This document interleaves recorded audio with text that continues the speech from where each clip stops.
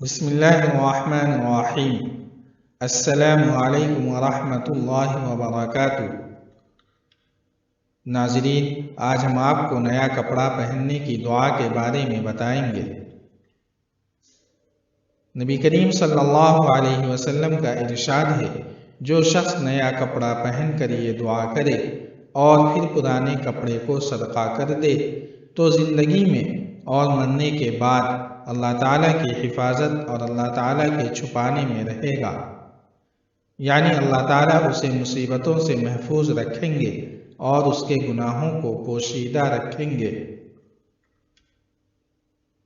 الحمدللہ الذی کسانی ما اواری بہ عورتی واتجمل بہ فی حیاتی۔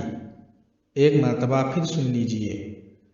الحمدللہ الذی کسانی ما اواری بہ عورتی واتجمل بہ فی حیاتی۔